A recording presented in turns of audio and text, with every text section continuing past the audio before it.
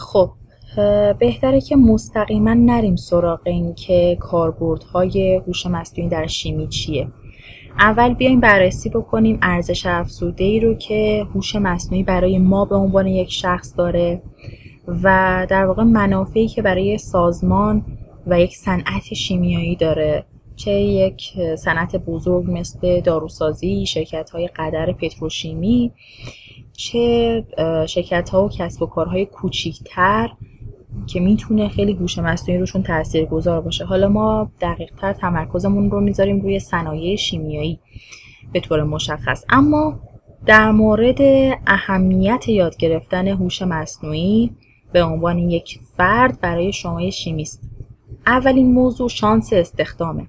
حالا نمیدونم با اپلیکیشن یا بهتر بگم پلتفرم لینکدین آشنا هستین یا نه. اگر نیستید هرچه زودتر اقدام بکنید به یاد گرفتنش. یه پلتفرم در واقع خیلی حرفه‌ای و شسته رفته است واسه کسب و کار، واسه استخدام، واسه جذب نیرو، برای اینکه شما خودتون رو به صنعت معرفی بکنید، با پژوهشگرای دیگه، افراد دیگه ارتباطهای خیلی خوب برقرار بکنید. لینکدین یک پلتفرم فوق‌العاده حرفه‌ایه، یک شبکه اجتماعیه برای اینکه بتونید به طور تخصصی توی حوزه مربوطه به خودتون فعالیت داشته باشید. توصیه میکنم که حتما کار باهاش رو شروع بکنید و ارتباطات خوبی برقرار میتونید بکنید با شرکت‌های مختلف که بزرگترین شرکت در حال حاضر دارن تمرکزشون رو میذارن به استخدام از این طریق.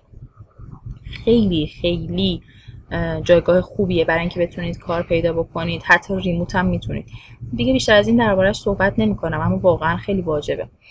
لینکدین در سال 2023 یک گزارشی رو داده مبنی بر این که 40% مشاغلی که در واقع کلاً مشاغلی که مرتبط با هوش مصنوعی و حوزه‌های علمی هستن 40% رشد سریعتری دارن نسبت به سایر مشاغل و این یعنی 40% جای خالی و موقعیت شغلی فوق‌العاده خوب بیشتر، اضافه تر.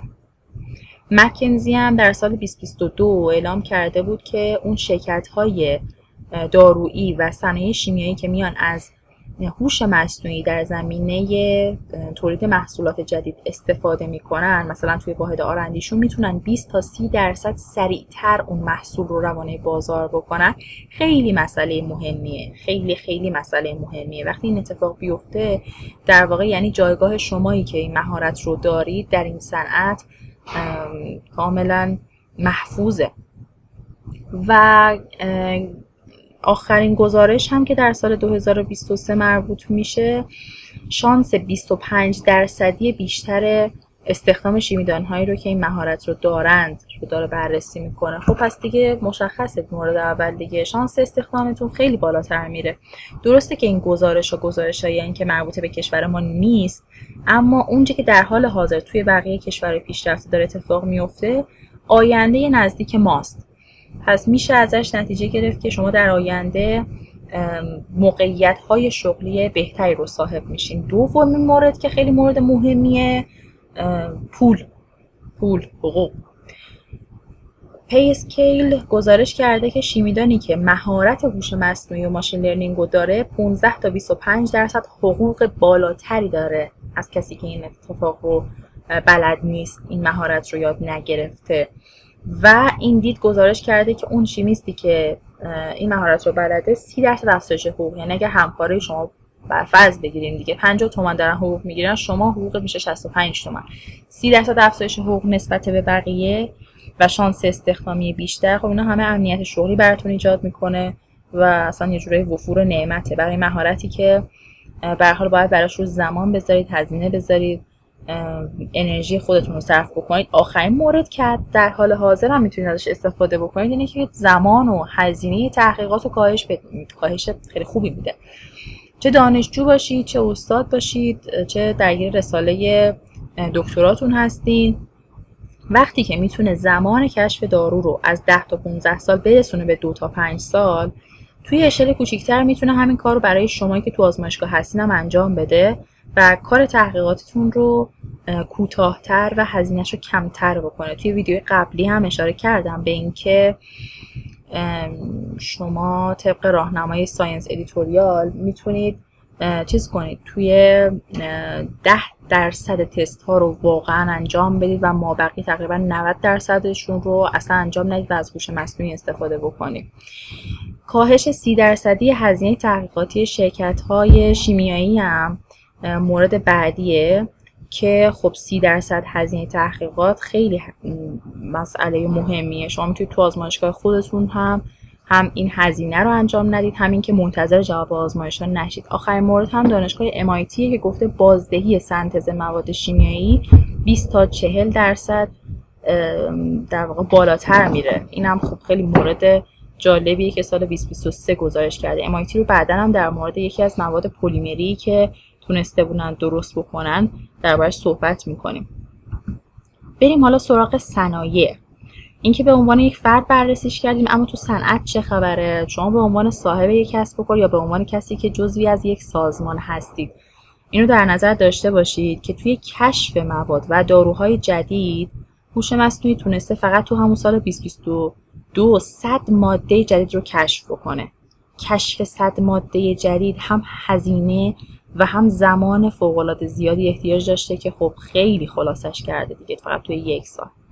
موفقیت 40% بیشتر واسه طراحی داروهای جدید برای بیماری‌های نادر. وقتی که شما هوش مصنوعی رو بخواید ورود بکنید توش، نه تنها منفعت شخصی خیلی خاصی داره براتون، بلکه به یک سازمان هم ارزش افزوده فوق‌العاده بالایی اضافه می‌کنید و به تبع هم کار رو بهتر پیش میبرید، هم هزینه رو خیلی بهتر کاهش میدید و خیلی خیلی مزایای دیگه برای اون سازمان ایجاد می‌کنید. دوم مورد بهینه‌سازی فرآیند صنعتیه.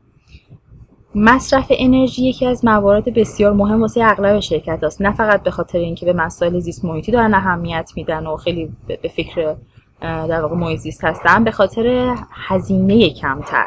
وقتی بتونید 15 تا 20% توی مصرف انرژی کاهش داشته باشید، یعنی شما دارید هزینه خیلی زیادی رو صرفه جویی میکنید و این برای شرکت ها فوق‌العاده مهمه. به جز اون یه رسالت اخلاقی برای حفظ محیط زیست هم هست.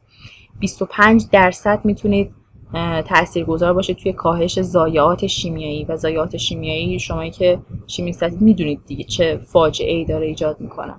آخرین مورد هم پیشبینی واکنش‌های شیمیاییه که خب میتونید با دقت خیلی بالایی این کار رو انجام بدید برای سازمان و علل خصوص برای لاین‌های جدید تولید که میخوان ایجاد بکنن.